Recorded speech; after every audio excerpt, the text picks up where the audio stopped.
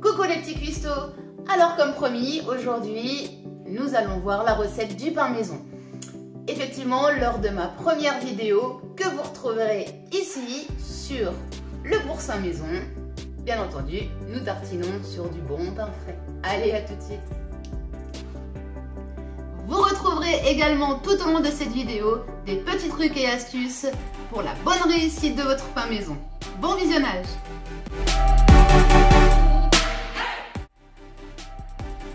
Nous allons avoir besoin de 600 ml d'eau tiède, de la levure déshydratée, 1 kg de farine, du sel, une cuillère à soupe, un saladier, une plaque à tuile et du papier sulfurisé.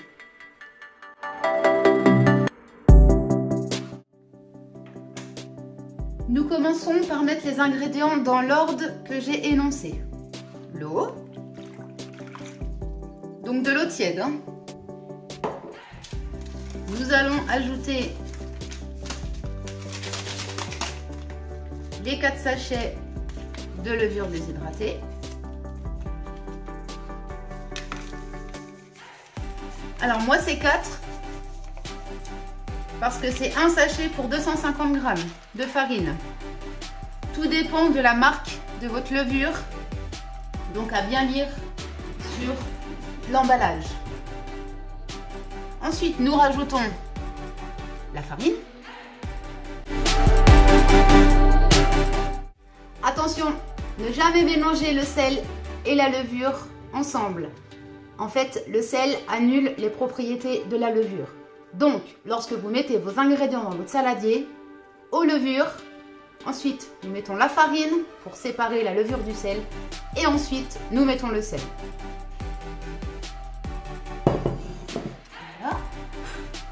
Donc moi je fais pour 1 kg parce que le pain je le congèle facilement. Vous pouvez bien entendu diviser la recette en deux. Donc pour 1 kg je mets 2 cuillères à soupe de sel. Pour 500 g je mettrai une.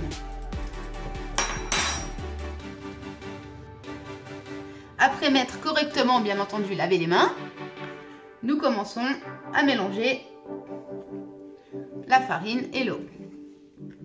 Enfin, la farine et les ingrédients.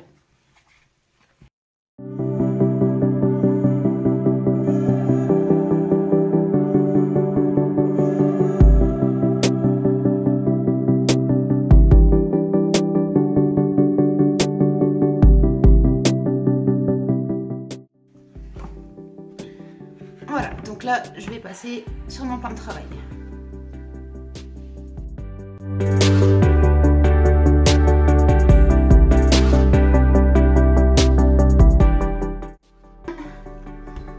Qui se congèle très facilement et surtout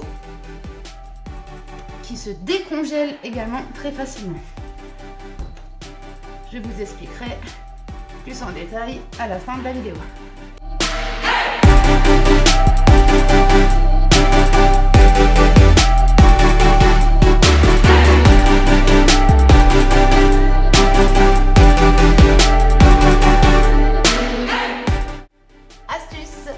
Pour l'hygrométrie de votre farine et de l'intérieur de votre maison.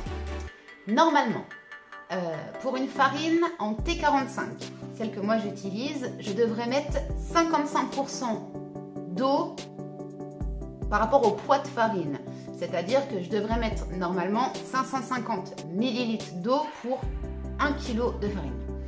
Sauf que chez moi, j'ai 40% d'humidité, donc un environnement quand même assez sec. Donc je rajoute à hauteur de 65%, c'est-à-dire que je mets 650 ml d'eau pour 1 kg de farine pour que le taux d'hygrométrie de la maison ainsi que le taux d'hygrométrie de la farine T45 soit un bon équilibre et que votre pain soit ni trop sec ni trop humide et que le levage soit parfait avec une mie bien aérée.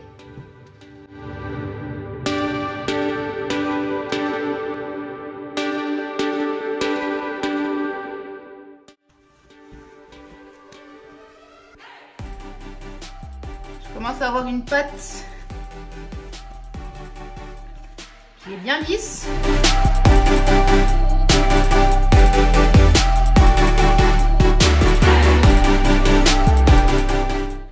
Je n'ai plus de grumeaux de farine bien homogène.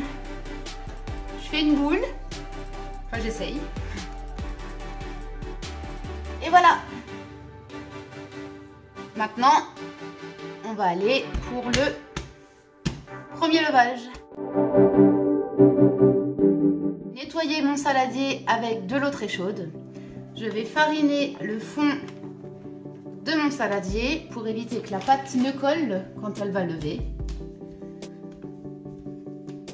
Je dépose ma pâte au centre. Je vais recouvrir d'un torchon propre et nous allons attendre que la pâte lève une première fois pendant au minimum 1 heure. Méthode pour le levage. Lorsque vous mettez votre pâte dans votre saladier, vous recouvrez d'un torchon pour éviter qu'une croûte ne se forme au-dessus de votre pâte. Pour la température du levage, l'idéal est aux alentours de 35 degrés. Vous pouvez le mettre à côté d'un radiateur ou même sur un radiateur. Ensuite, si vous avez un four qui va à 35 degrés, mettre la pâte dans un saladier en verre et là, ça sera juste topissime. Et vous allez, pas diviser en 2, diviser en 1,5 votre temps de levage avec ces conditions-là.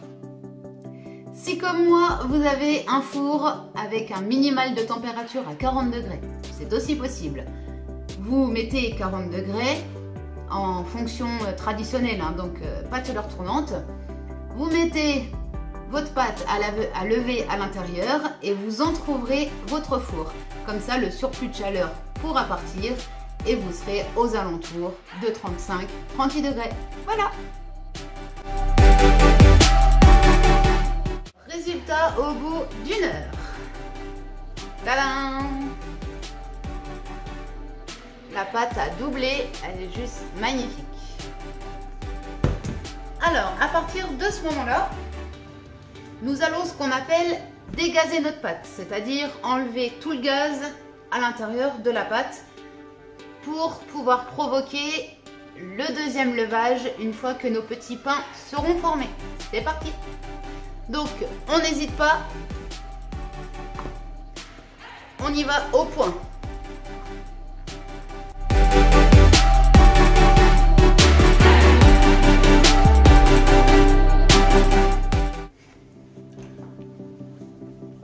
Donc là, on enlève tout le gaz qui s'est formé avec les bactéries de la levure.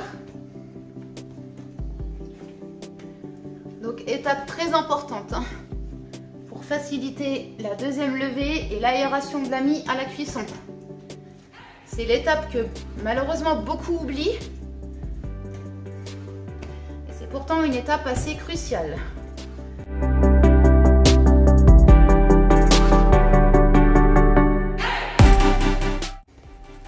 Je vais former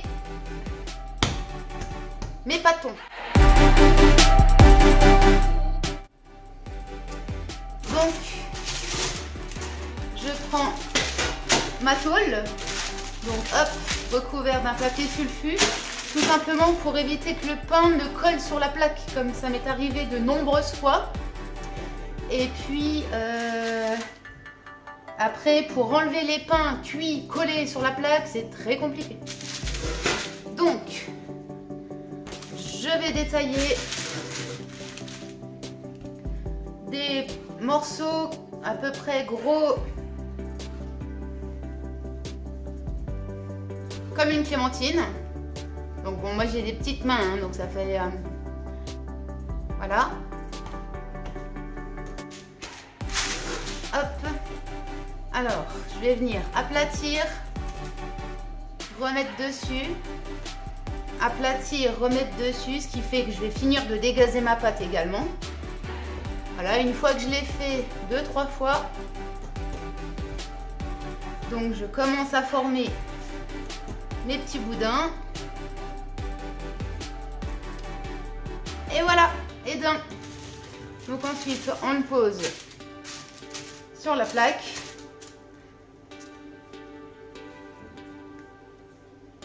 Et on passe au deuxième.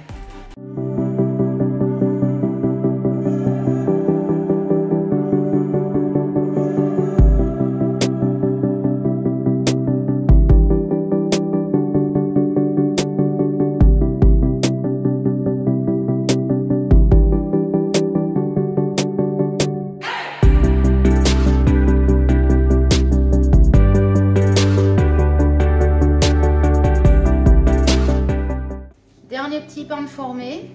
Alors, je les ai fait un petit peu plus gros que d'habitude, ceux-là, parce que normalement je peux en faire 12, 13, 14, 15. À un moment je peux en faire 16.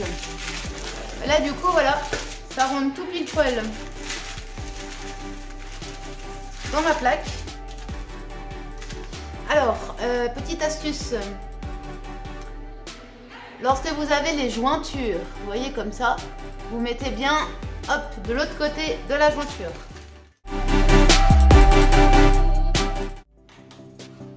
Ensuite, une fois que vous avez fini cette partie-là, vous prenez un couteau avec une lame sans dents très bien aiguisée, une lame de rasoir ou le mieux qu'on puisse faire, un couteau à grigner. Je vous montre. Alors, un vrai couteau de boulanger. Tac. Donc, je vais venir fendre la pâte. Alors, j'espère que vous allez bien voir sur la vidéo. Donc, voilà, en gros, je rentre la lame. Vous voyez ?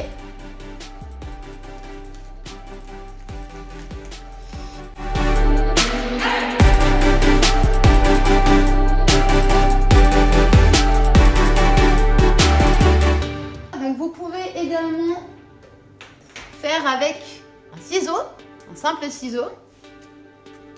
Hop, je vais venir prendre les deux côtés de mon pain. Hop.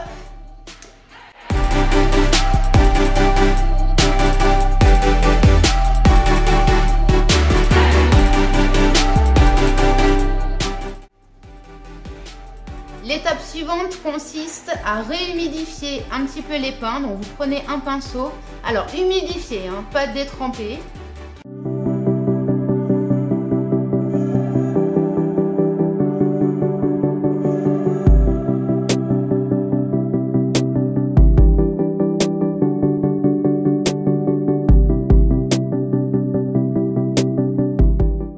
Et également, vu que le pain est réhumidifié, c'est à cette étape-ci que vous pouvez rajouter, donc au choix. Alors moi j'ai des graines de lin, des graines de sésame. Vous voyez, hop. Donc on va simplement venir prendre des petites graines dans le bocal.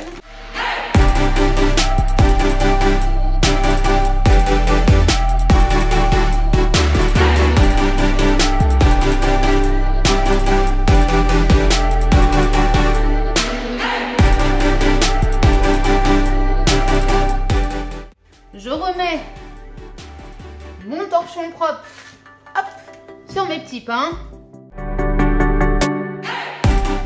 Je vais chauffer mon four à la chaleur maximale et je vais y mettre le lèche-frite avec de l'eau à l'intérieur au plus bas niveau.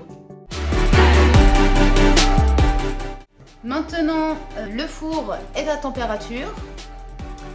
La vapeur commence à bien s'échapper. Donc alors la vapeur, ça va servir à ce que la mie soit moelleuse et que la croûte soit croustillante. Donc c'est ce qu'on attend du pain. Donc voilà, on va mettre tout ce petit monde au four.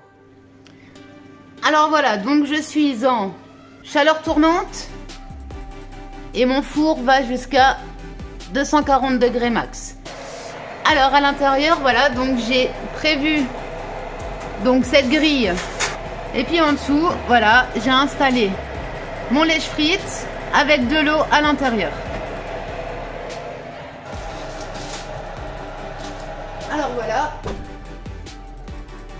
Maintenant, il ne faut plus du tout ouvrir le four, car la magie va opérer.